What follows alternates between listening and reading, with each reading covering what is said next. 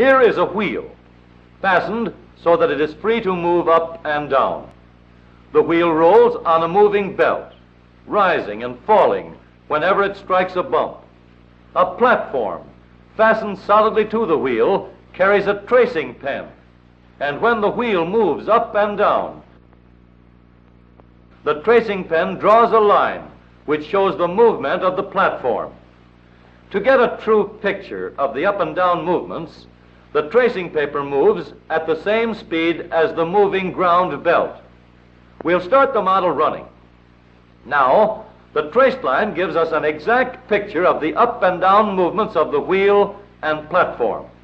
Let's see what happens when we use more speed. At high speeds, the effect of a bump is considerably greater. In slow motion photography, we can see that the wheel climbs the bump and bounces into the air. Of course, this jolting is passed on to the platform. We can mount a fairly stiff spring underneath the platform to see how it will affect the jolting. Now, let's watch it in slow motion photography.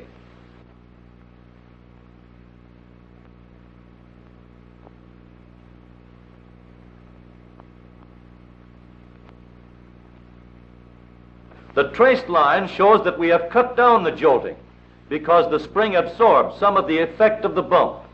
Let's substitute a soft spring for the stiff spring that we have been using. A softer spring gives a smoother line because a soft spring is able to spread out the effect of the bump and act as a better cushion against the jolt of the wheel. But when there are 4 wheels mounted in 2 sets, front and rear, as in the motor car, the problem is complicated. Until recently, the front springs of the automobile had to be stiff to keep the axle and front wheels in line. If one set of springs is stiffer than the other set, the stiff set will bounce harder and faster. We can see that this unequal springing, stiff springs in front and soft springs in rear, causes pitching when the wheels strike a bump.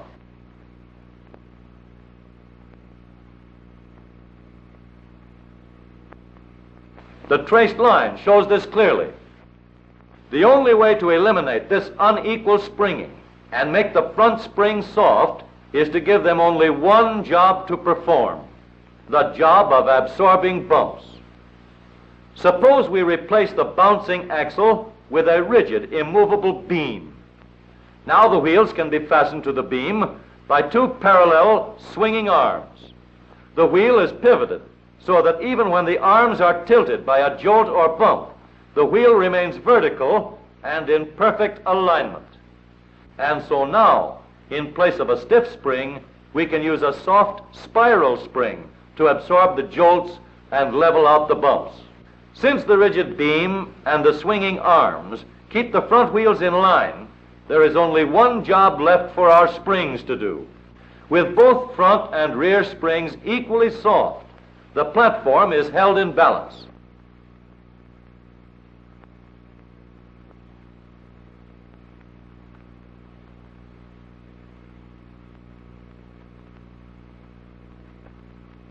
But now that the front and rear springs are soft, we have another problem.